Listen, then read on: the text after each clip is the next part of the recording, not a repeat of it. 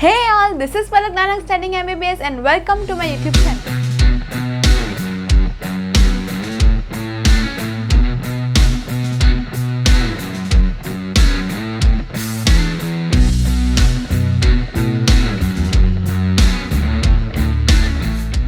Today we are going to start with our new phylum Mollusca.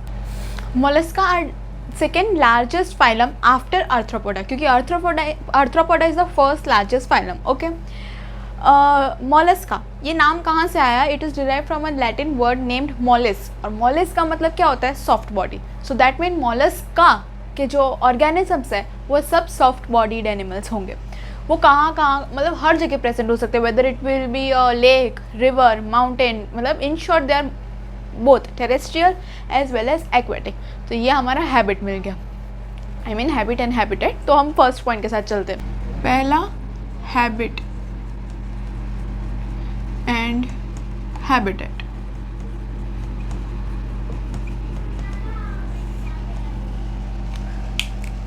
They are found in ocean, river, coral reef, desert, everywhere. मतलब that means they are terrestrial as well as aquatic. दूसरा हम पढ़ेंगे इसकी body symmetry.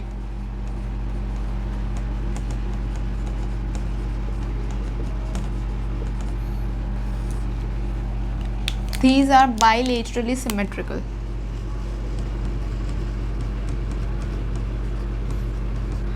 That means they show bilateral symmetry.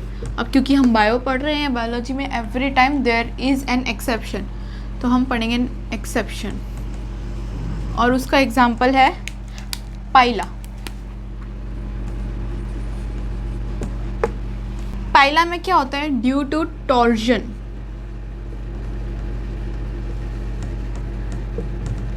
Torsion यानी twisting, during growth. जब वो grow कर रहा होता है उस टाइम पे जब जो ट्विस्टिंग होती है, इस वजह से उसकी जो बॉडी होती है वो अडल्ट में बाइलेटरल सिमेट्री नहीं शो करती है. किस वजह से? ट्विस्टिंग की वजह से. ये ट्विस्टिंग यानी कि टॉर्जन ड्यूरिंग ग्रोथ, उस टाइम पे पाइला की सिमेट्री चेंज हो जाती है, और वो कौन सी हो जाती? Asymmetric. So it becomes asymmetric. सब कुछ इधर उधर ट्विस्ट की वजह से हो गया है, इसलिए वो एसिमेट्रिक बन जाती है. Next germ layer.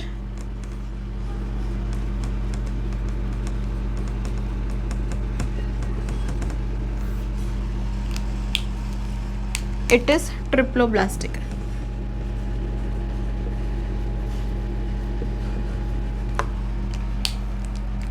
सीलोम.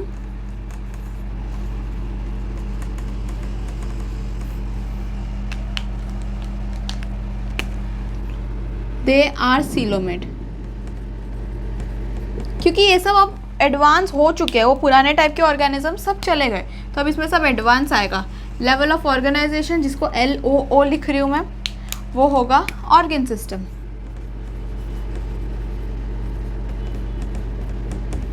ये सब एडवांस चीज़ें आती जा रही है. अब सेगमेंटेशन. क्या ये सेगमेंटेशन शो करेगा?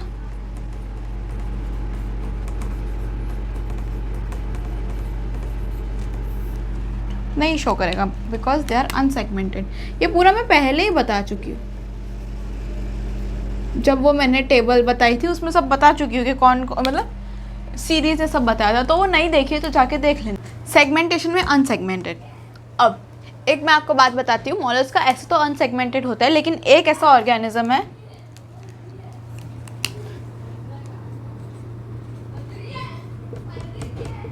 नियोपाइलिना गालाथिया. ये ऐसा ऑर्गेनिज्म है जो सेगमेंटेशन शो करता है, and it is a primitive mollusc.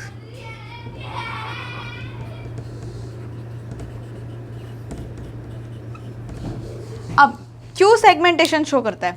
Because it is a connecting link between Annelida and arthropoda.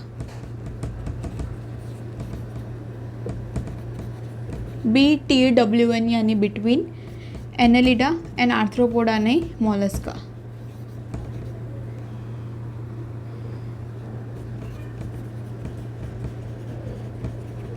मतलब जब एनेलिडा टू मोलस्का जा रहा था, आई नो बीच में आर्थ्रोपोडा आता है, but this is a connecting link between Annelida and Mollusca. तो जब एनेलिडा से मोलस्का जा रहा था तो बीच में एक प्रिमिटिव मोलस्का था जिसमें थोड़े एनेलिडा के भी कैरेक्टरिस्टिक थे. और एनेलिडा क्योंकि सेगमेंटेड होता है इसलिए नियोपाइलिना गैलाथिया क्या है, it is segmented but it is a primitive mollusc जिसकी शेल भी होती है. अब जब हम आगे जाके जब स्ट्रक्चर पढ़ेंगे ना तो उसमें पता चलेगा कि वो शेल क्यों होती है, क्योंकि बॉडी मोलस्का में होती है इन शॉर्ट.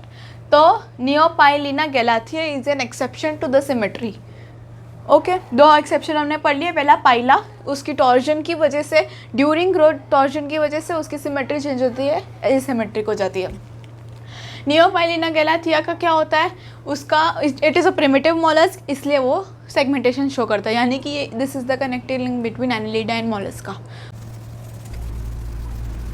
अब क्योंकि मैंने बॉडी फॉर्म बोल दिया तो अब पहले बॉडी फॉर्म की बात कर लेते हैं.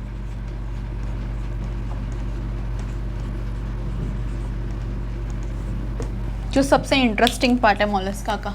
तो मैं डायग्राम बना रही हूँ तो आप मेरे साथ साथ बना लो.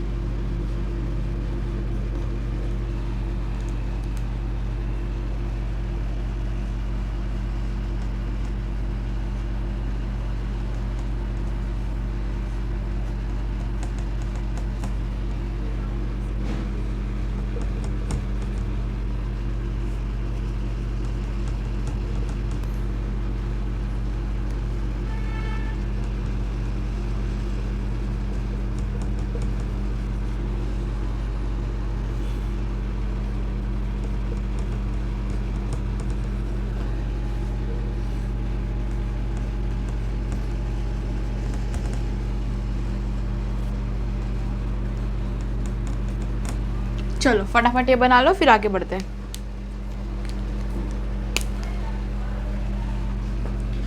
ओके, तो बॉडी फॉर्म में पहले तो ये पूरा इसका स्ट्रक्चर है मोलस्का का.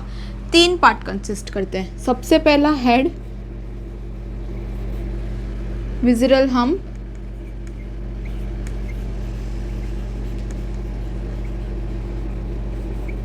और फुट. ठीक है, तो हेड जो है वो इस पूरे ऑर्गेनिज्म के एंटीरियर पार्ट में प्रेजेंट है. तो मैंने ANT यानी एंटीरियर लिख दिया, आप फुल लिखना. हेड के पूरे ऑर्गेनिज्म के एंटीरियर यानी आगे की साइड, पोस्टीरियर यानी पीछे की साइड, वेंट्रल यानी आगे की साइड, डॉर्सल यानी पीछे की साइड, लेटरल यानी आजू बाजू की साइड. अगर आपको डॉर्सल वेंट्रल याद रखना हो तो हम जब रूम के अंदर घुसते हैं तो दरवाज़ा बंद करते हैं तो दरवाज़ा किस तरफ होता है, हमारे पीछे की तरफ. तो dorsal will be on the back side.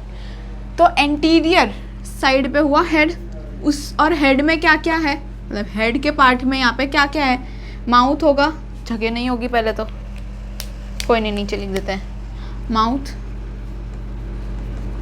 Tentacles present होंगे, आईज होंगी, फिर और क्या होता है,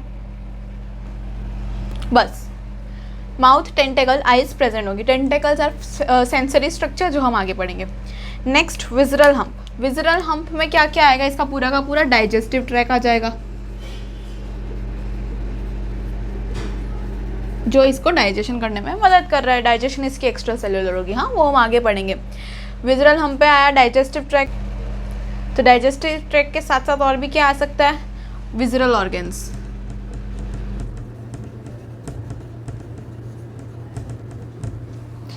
फुट, क्योंकि फुट का काम क्या होता है, चलना, तो it is a locomotory structure, it is muscular. तो ये तीन चीज़ हुई उसका, हेड, विजरल हम्प और फुट, ठीक है। हेड एंटीरियर साइड पे होगा, उसमें आई, माउथ और टेंटेकल्स प्रेजेंट होंगे। विजरल हम्प में डाइजेस्टिव सिस्टम प्रेजेंट होगा और विजरल ऑर्गन्स प्रेजेंट होंगे, और foot is the locomotory structure. ये इसकी बेसिक चीज़ें हुई। अब इसके अलावा क्या क्या चीज़ें है इसके पास, गिल्स है। गिल्स हम सबको पता है रेस्पिरेशन में काम आता है, लेकिन मॉलस्का में गिल्स एक्सक्रीशन का काम भी करता है। अगेन वो हम आगे थोड़ा सा उसको पढ़ेंगे जब हम रेस्पिरेटरी सिस्टम और एक्सक्रीटरी सिस्टम पढ़ेंगे, बट अभी बता देती हूँ कि gills also does respiration as well as excretion. Mantle इसकी जो सबसे आउटर लेयर होती है वो होती है, और शेल उसको पूरा कवर करता है। Mental is a soft layer which protects the organism, और मेंटल को भी प्रोटेक्ट कौन करता है, शेल। अब मैंने आपको बताया था वो जो कनेक्टिंग लिंक होता है दोनों के बीच में, वो एक ऐसा प्रिमिटिव मॉलस्क है जिसमें शेल भी प्रेजेंट होती है बट सेगमेंटेड होता है, तो वो इसलिए शेल होती है क्योंकि ऑर्गेनिज्म में शेल प्रेजेंट होती है। अब अगर हम थोड़ी सी मेंटल के बारे में बात करें, दिमाग से मेंटल नहीं, मॉलस्का का मेंटल। मेंटल के बारे में अगर हम बात करें तो it is a soft layer, spongy layer over Mollusca. ये पूरा का पूरा मेंटल है, ये मॉलस्का को पूरा का पूरा कवर करता है। And this is the characteristic feature, ये आप लिखते जाओ। सॉफ्ट स्पॉन्जी, मैं शॉर्ट में लिख रही हूँ, प्लीज़ कंप्लीट लिखना। Soft spongy layer of Mollusca, it is the characteristic feature of Mollusca. अब इसके कुछ फंक्शंस होते हैं। फंक्शंस ऑब्वियसली प्रोटेक्शन प्रोवाइड करता है। दूसरा, it secretes a calcareous sheath, जो कि पूरा का पूरा एक्सोस्केलेटन बनाती है मॉलस्का का। It's a calcareous sheath, but it is absent in octopus. Octopus के अंदर ही एब्सेंट होते हैं। और अब इससे आपको ये पता चल गया कि octopus is an example of Mollusca. दो हमने पहले एग्जाम्पल पढ़े थे, एक एक्सेप्शन में एक पाइला और एक नियोपाइलिना। एक और फंक्शन है मेंटल का कि उसके अंदर बसा होता है ये फेदर लाइक गिल्स, जो उसके दो फंक्शन होते हैं, एक्सक्रीशन और रेस्पिरेशन। तो ये बॉडी फॉर्म कंप्लीट होता है। नेक्स्ट हम बढ़ते हैं हमारे डाइजेस्टिव सिस्टम पे।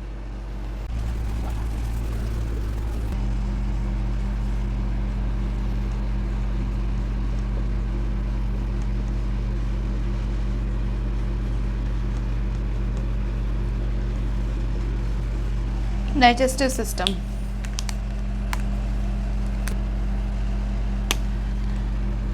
कंप्लीट डाइजेस्टिव सिस्टम होगा सेपरेट ओपनिंग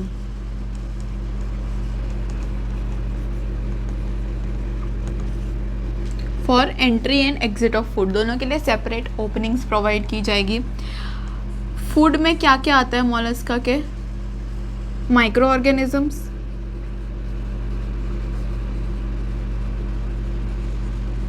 डेड प्लांट्स और एनिमल टिश्यूज, ये सब इनके फूड में आता है। नेक्स्ट, इनके माउथ में एक स्पेशल स्ट्रक्चर प्रेजेंट होता है जिसको हम बोलते हैं radula. Radula is a special structure which is found in the mouth of mollusca. It is a rasping और फीडिंग ऑर्गन, और इसके आजू बाजू होते हैं काइटिनियस टीथ।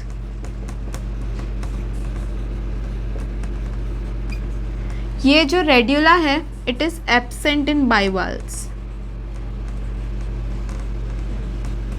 ठीक है, ऊपर जो मैं 2 पॉइंट बताना भूल गई हूँ, that is digestive glands are also present,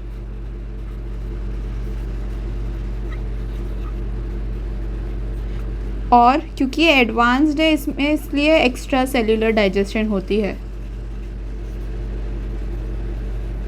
फिर से डाइजेस्टिव सिस्टम के बारे में बात करें तो it is complete digestive system, separate opening for both mouth and anus.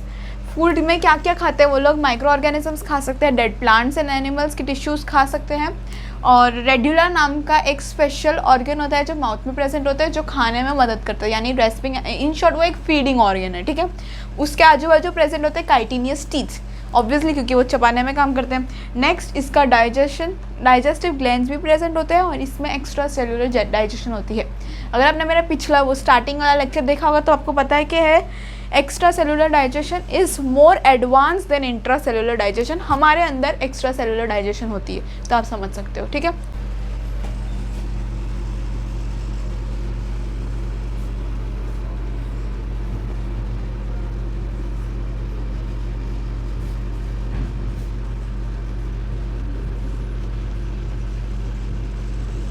Next respiratory system. जो भी ऐसे ऑर्गेनिजम्स होंगे जो वाटर में रहते होंगे यानी एक्वेटिक होंगे, उनके अंदर प्रेजेंट होंगे गिल्स। जो टेरेस्ट्रियल होंगे उनके अंदर प्रेजेंट होंगे लंग्स, ऑब्वियस सी बात है। अब गिल्स का एक और नाम है, उसको बोलते हैं टिनिडिया। गिल्स के 2 फंक्शन होते हैं, एक ऑब्वियसली रेस्पिरेशन और दूसरा एक्सक्रीशन। अब गिल्स के कैरेक्टरिस्टिक बोले तो वो एक कोम लाइक या फेदर लाइक होता है। मैंने डायग्राम आपको दिखाया था, उसी में से देख लो, कोम लाइक या फेदर लाइक। और दूसरी चीज़ वो क्योंकि रेस्पिरेशन कर रहा है, इसका मतलब ये कि वो ऑक्सीजन लेगा वाटर में से और उसको बॉडी पार्ट्स को दे देगा, तो ये उसका रेस्पिरेशन हुआ। नेक्स्ट हम बढ़ते हैं सर्कुलेटरी सिस्टम पे।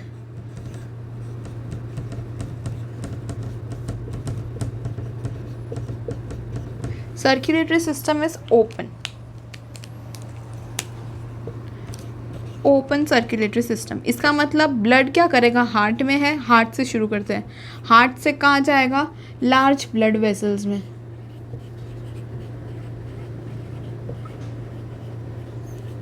और लार्ज ब्लड वेसल से कहाँ जाएगा, बॉडी स्पेसेस, या उसको हम बोलते हैं साइनसेस। इसका मतलब प्रॉपर कैपिलरी सिस्टम इसमें नहीं होगा। सर्कुलेटरी सिस्टम में एक रेस्पिरेटरी पिगमेंट प्रेजेंट होता है which is known as haemocyanin. ठीक है, सिफेलोपॉड्स जो होते हैं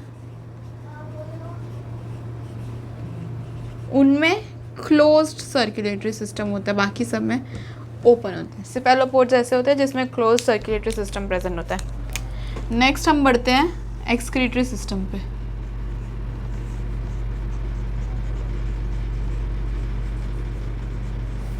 एक्सक्रीटरी सिस्टम गिल्स करेगी एक्सक्रीटरी सिस्टम। गिल्स का काम क्या होता है, रेस्पिरेशन और एक्सक्रीटरी सिस्टम। इसमें गिल्स क्या करेगी, नाइट्रोजनस वेस्ट जो कि बॉडी के अंदर प्रेजेंट होते हैं वो सब ब्लड के अंदर प्रेजेंट होते हैं वो सब बाहर निकाल देगी। क्यों ऐसा, क्योंकि gills is actually supplied by large amount of blood, तो वहाँ पे आसपास ब्लड रहता है तो वो नाइट्रोजनस वेस्ट भी सीक्रेट आउट कर देती है। उसके अलावा मतलब गिल्स के अलावा स्पेशल ऑर्गन्स भी प्रेजेंट होते हैं 2 टाइप के, जिनका नाम है ऑर्गन ऑफ बोजानस और कैबर्स ऑर्गन, जिसको हम बोलते हैं पेरिकार्डियल ऑर्गन।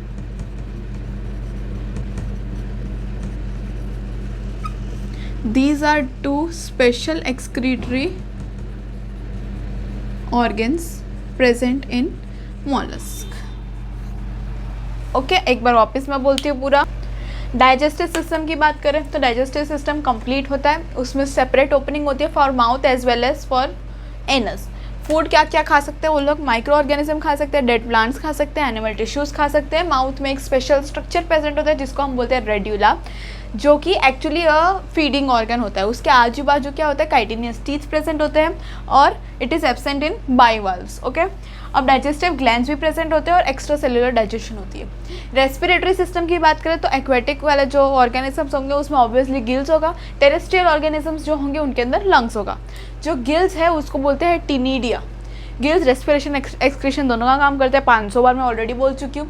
गिल्स जो है कोम लाइक स्ट्रक्चर होते हैं या फिर फेदर लाइक स्ट्रक्चर होते हैं, जो ऑब्वियसली ऑक्सीजन बाहर जो पानी है वहाँ से ऑक्सीजन लेंगे और बॉडी को दे देंगे.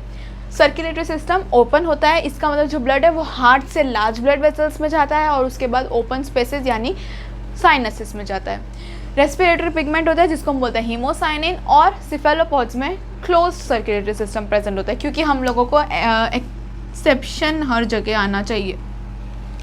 एक्सक्रीटरी सिस्टम की बात करें तो गिल्स होते हैं ऑब्वियसली जो एक्सक्रीटरी सिस्टम करते हैं, यानी कि क्योंकि उनके पास बहुत सारा ब्लड सप्लाई होता है तो वहाँ से नाइट्रोजनस वेस्ट उठा के बाहर फेंक देते हैं. उसके अलावा दो स्पेशल ऑर्गन्स प्रेजेंट होते हैं एक्सक्रीटरी सिस्टम के लिए, जो कि ऑर्गन ऑफ बोजानस और Keber's organ. Keber's organ is also known as pericardium organ, pericardial organ. बस इतना है ये 3-4 सिस्टम में. अब हम आगे बढ़ते हैं.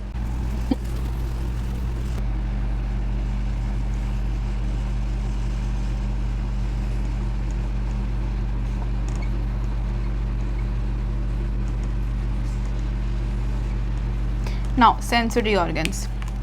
सेंसरी ऑर्गन्स में सबसे पहला जो हम लोग ने वहाँ पे माउथ पार्ट मतलब हेड वाले पार्ट में पढ़ा था that is tentacles which are sensitive to touch. दूसरा eyes which are light sensitive, ये तो बहुत कॉमन है. तीसरा स्ट्रेटोसिस्ट, ये भी कॉमन है. Statocyst is for body balance. अगला, there are also receptors present for smell and taste. Okay, कौन कौन से रिसेप्टर्स हो गए? टेंटिकल्स हो गए, आइज़ के लिए मतलब लाइट के लिए आइज़ हो गए, बॉडी बैलेंस के लिए सेटोसिस्ट और स्मेल और टेस्ट के लिए भी हो गए.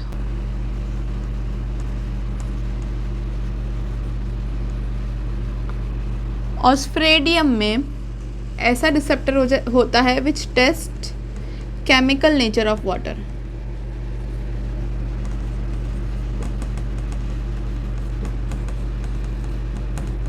ये this is special for ऑस्फ्रेडियम.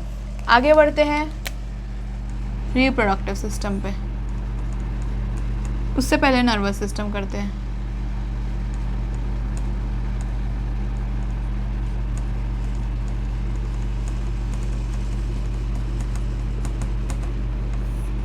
Nervous system में pad ganglia are present.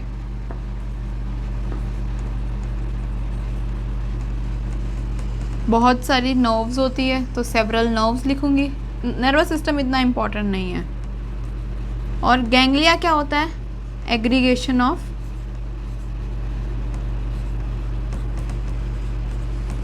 Nerve fibres.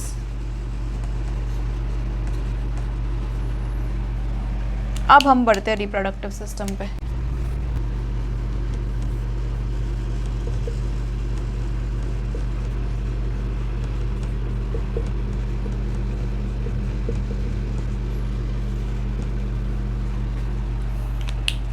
इसमें डायोशियस भी हो सकता है, यानी सेक्सेस आर सेपरेट. मोनोइशियस भी हो सकता है.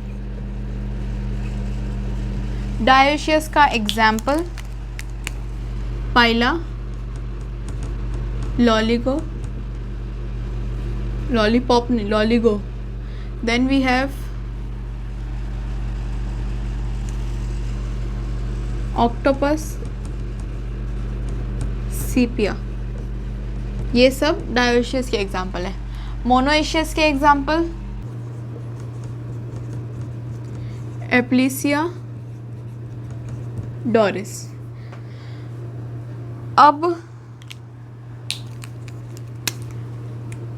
ये जो मॉलस्का होते हैं दे आर ओवीपेरस, यानी एग लेइंग होते हैं। फिर से मैं एक बार पूरा बोल देती हूँ, डायोशियस भी हो सकते हैं, मोनोइशियस भी हो सकते हैं। अगर वो डायोशियस हुए इसका मतलब सेक्सेस आर सेपरेट। और एग्जांपल्स क्या क्या है, पाइला, लॉलिगो, सेपिया, ऑक्टोपस। मोनोइशियस का एग्जांपल क्या है, एप्लाइसिया और डोरिस। अगला हम लोग बढ़ते हैं फर्टिलाइजेशन पे।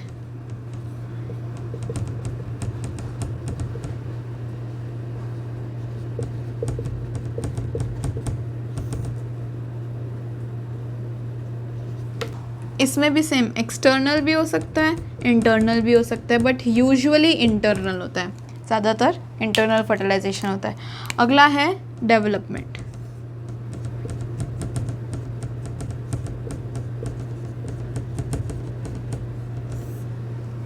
इसमें डायरेक्ट भी हो सकता है और इनडायरेक्ट भी हो सकता है। अब आपको बात बताती हूँ, एक जो डायरेक्ट है ना उसके एग्जाम्पल्स है वो सारे जो डायोशियस के डी। तो मैं क्या क्या लिखूंगी, लॉलिगो, सेपिया, ऑक्टोपस। इसका जो पाइला वाला है वो मैं डायरेक्ट में ना लिख के इनडायरेक्ट में लिखूंगी, पाइला। एक और होता है इसका एप्लीसिया, एक और होता है यूनियो। ये हो गए आपके एग्जाम्पल्स डायरेक्ट के। अभी लर्न करने हैं, बाद भी के लिए नहीं छोड़ना है, फिर बाद में फिर ट्रिक ढूंढते रहोगे कुछ मिलेगा नहीं। Dioecious, monoecious. डायोशियस के एग्जाम्पल्स क्या क्या है, पाइला, लॉलिगो, ऑक्टोपस, सेपिया। मोनोइशियस के example Aplysia, Doris. Direct development, जो डी है वही डी होगा, मतलब इसके सारे एग्जाम्पल्स इसमें होंगे। बस सिर्फ एक पाइला ऐसा है जो आपको धोखा दे देगा और वो इनडायरेक्ट में चला जाएगा, ठीक है। तो बाकी तीन तो मैंने इसमें लिख दिया। पाइला वाला जो है उसके साथ साथ ऑब्वियसली, क्योंकि जो ये सेम है तो ये भी सेम होना चाहिए, तो एप्लीसिया यहाँ पे आ जाएगा। अब क्योंकि पाइला ने धोखा उसको दिया तो डोरिस को उस पर भरोसा बिल्कुल भी नहीं था। डोरिस से आप डोरिटोस याद रख लो, डोरिटोस को है ना पाइला पे बिल्कुल भी भरोसा नहीं था, तो इसलिए वो वहाँ से हट गया और फिर उसकी जगह खाली हो गई, तो यूनी हो गई, यानी खाली हो गई, ऐसे याद रख लो। तो मैं फिर से बोलती हूँ, सेंसरी ऑर्गन्स में उसके पास प्रेजेंट होते हैं टेंटेकल्स, जो टच रिसेप्टर्स होते हैं। आइस लाइट को परसीव करती है, स्टेटोसिस्ट बॉडी बैलेंस और रिसेप्टर स्मेल और टेस्ट के लिए भी प्रेजेंट होते हैं। ऑस्फेरिडियम ऐसा एक ऑर्गेनिज्म है जिसके अंदर जो टेस्ट कर सकता है कि वाटर का केमिकल नेचर क्या है। नर्वस सिस्टम में कुछ खास नहीं है इतना कि पैड गैंग्लिया प्रेजेंट होते हैं। गैंग्लिया का मतलब होता है एग्रीगेशन ऑफ नर्व फाइबर्स, तो मतलब बहुत सारे नर्व्स होते हैं। रिप्रोडक्टिव सिस्टम में डायोशियस भी हो सकता है, मोनोइशियस भी हो सकता है। डायोशियस का एग्जाम्पल पाइला, लॉलिगो, ऑक्टोपस, सेपिया। इसको आप ऐसे याद कर सकते हो, पीला कलर का लॉलीपॉप खाया, लॉलीपॉप सिप किया ऑक्टोपस ने, ऐसे याद रखो। पीला कलर का लॉलीपॉप ऑक्टोपस ने सिप किया तो वो ब्लू से पीला हो गया, ऐसे ही कुछ भी याद रख लो। तो पाइला, लॉलिगो, ऑक्टोपस, सेपिया। मोनोइशियस के बाकी दो एप्लेसिया और डोरिस।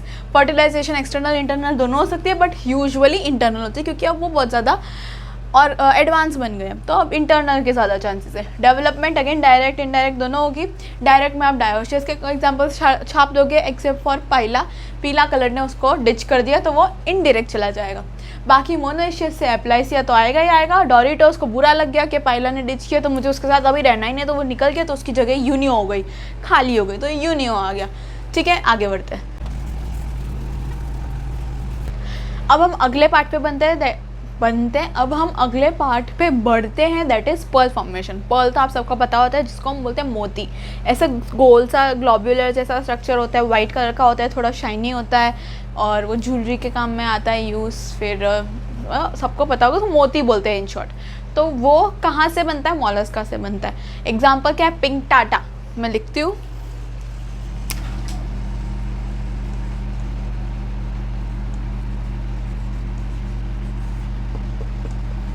अब किस प्रोसेस से बनता है,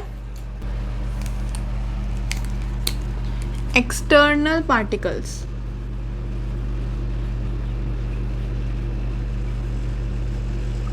जैसे कि sand.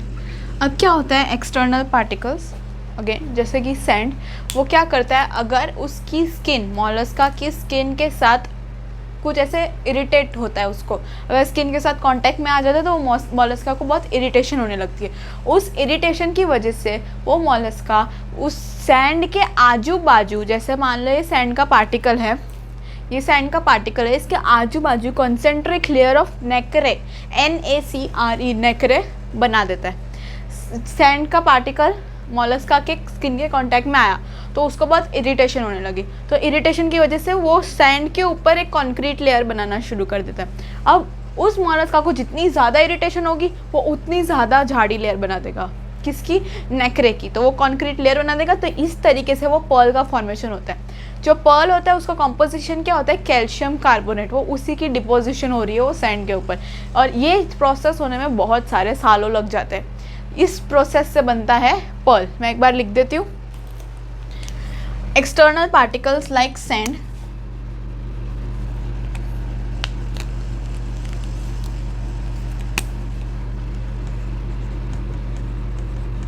Contacts with skin, Mollusca की स्किन के साथ कांटेक्ट किया, प्रोड्यूसेस इरिटेशन,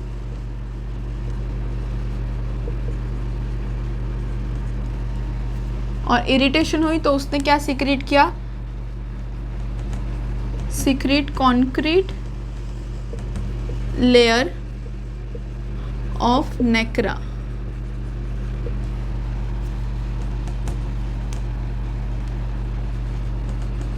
उससे पर्ल फॉर्मेशन हुई।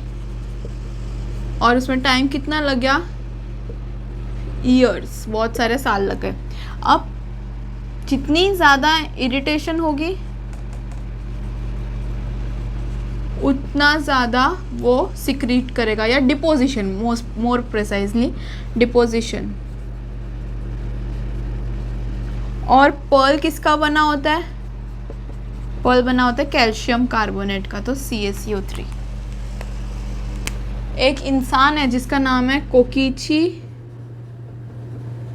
मिकीमोटो,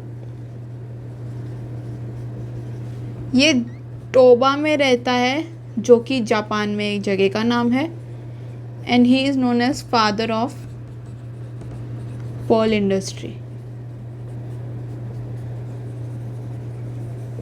कौन है, कोकीची मिकीमोटो, कहाँ पे रहता है, टोबा जापान में।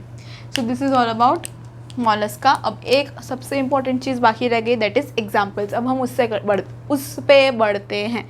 फंबल कर रही हूँ आज सिर्फ।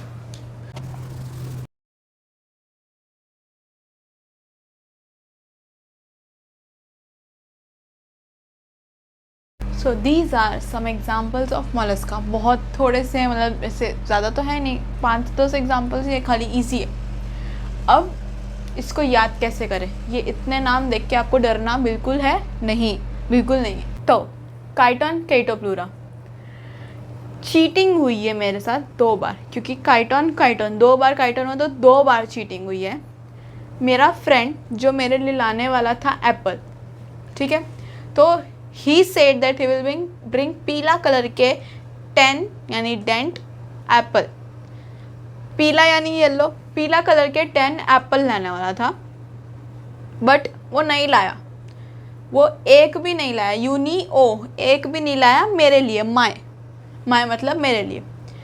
तो चीटिंग 2 बार हुई है, क्योंकि वो मेरा फ्रेंड पीला कलर का एप्पल 10 पीले एप्पल्स लाने वाला था, but he did not even bring 1, यानी 1 भी नहीं लाया मेरे लिए, मतलब माय। पर लेकिन मैं स्पॉन्टेनियसली यानी स्पॉन्टाइलस पिंक टाडा, मतलब पिंक, मैं लिखूँ क्या, 2 बार चीटिंग हुई है, क्योंकि वो येलो यानी पीला कलर का 10 एप्पल लाने वाला था मेरे लिए, बट वो नॉट इवन 1, एक भी नहीं लाया है फॉर मी।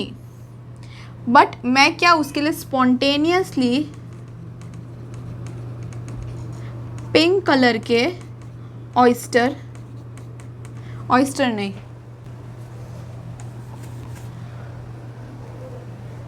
पिंक कलर के लॉलीपॉप लाई उसके लिए, उसके लिए, यानी उसके लिए जिसमें सीपियाँ हो। You know what sepia means? वो जो ऐसे चमकीले होते हैं, ड्रेसेस पे लगे होते हैं ऐसे, दैट इज सीपिया, जो पार्टी ड्रेसेस होते हैं ना उसमें। फिर उसके बाद वो स्टोरी ख़त्म हो गई। अब ऑक्टोपस का तो ऑक्टोपस, नॉटिलियस मतलब नौटंकी करता है, नौटंकी करता है आर्ट करने में, ठीक है। इससे आप रखोगे सारे एग्जाम्पल्स याद। 2 बार चीटिंग हुई यानी काइटन 2 बार। पीला कलर का यानी पाइला मीन्स एप्पल स्नेल, ये तो काफ़ी लोगों को याद रहता है, पाइला मीन्स एप्पल स्नेल। 10 एप्पल लाने वाला था वो मेरे लिए, डेंटेलियम यानी 10, एप्लाइसिया यानी एप्पल, लेकिन वो एक भी नहीं लाया, एक भी नहीं लाया मैं मेरे लिए। प्लस मैं स्पॉन्टेनियसली जाके यानी स्पॉन्डाइलस पिंक कलर का यानी पिंक टाडा लॉलीपॉप लाई यानी लॉलीगो, पिंक लॉलीपॉप लाई उसके लिए यानी ऑस्ट्रिया, जिसके अंदर सीपियाँ लगी हुई थी, सेपिया। अब वो स्टोरी ख़त्म। फिर ऑक्टोपस नौटंकी करता है, नॉटाइलस आर्ट करने में, आर्किटेक्चुस जो भी बोलते हैं, मुझे नहीं आता ये, ठीक है। तो ये सारे एग्जांपल्स हैं मोलस्का के। पाइला का एप्पल स्नेल तो बता दिया, डेंटालियम का एलिफेंट टस्क शेल, एप्लाइसा का सी हेयर, यूनियो का फ्रेश वाटर म्यूसल, माइटिलस का सी वाटर म्यूसल, स्पॉन्डाइलस का एडिबल ऑयस्टर, और पिंकटाडा और ऑस्ट्रिया तो आपको पता चल गया कि पर्ल ऑयस्टर है, क्योंकि मैंने आपको बता दिया पर्ल वाला फॉर्मेशन वो सिर्फ ऑयस्टर करता है, ओके। तो Pinctada and Ostrea is one of those examples. Sepia is cuttle fish, Loligo is squid या फिर sea arrow, octopus devil fish है, पूरे फिश की किंगडम का सबसे बड़ा डेविल ऑक्टोपस है, और वो जाइंट स्क्विड, ठीक है। ये तो आपको लर्न करना पड़ेगा, इसकी भी मेरे पास अभी तो ट्रिक नहीं है, अगर चाहिए हो तो बताना। कुछ तो याद हो जाएंगे, जैसे पाइला का एप्पल स्नेल, क्यों? क्योंकि पीला कलर का क्या लाने वाला था, वो एप्पल लाने वाला था, तो पाइला का एप्पल स्नेल। अब ये डेंटा को हमने 10 के साथ राइम किया है, तो 10 और एलिफेंट की टस्क राइम करता है, तो ये हो गया पाइला एप्पल स्नेल, डेंटेलियम का एलिफेंट टस्क शेल, एप्लाइसिया का सी हेयर। हम हेयर पे क्या अप्लाई करते हैं? कलर अप्लाई करते हैं, तो apply hair, this is not HAIR, it is HARE, तो पर ठीक है, सी हेयर पे हम करेंगे अप्लाई, सी कलर अप्लाई करेंगे हम, ठीक है। यूनियो और माइटिलस दोनों साथ में, यूनियो इज फ्रेश वाटर म्यूसल और माइटिलस इज सी वाटर म्यूसल, तो ये फ्रेश और ये सी। स्पॉन्डाइलस एडिबल ऑयस्टर, ये आपको एक याद रखना पड़ेगा। पिंकटाडा ऑयस्टर तो सच में हो चुका है, पर्ल ऑयस्टर होते हैं दोनों, जो पर्ल फॉर्मेशन में मदद करते हैं। सीपिया कटल फिश, हम कटलेट्स ऐसा खाते हैं ना, तो दिस इज़ फिश का कटलेट है जिसमें ऐसे सीपियाँ लगी हुई है, तो दैट इज़ कटल फिश।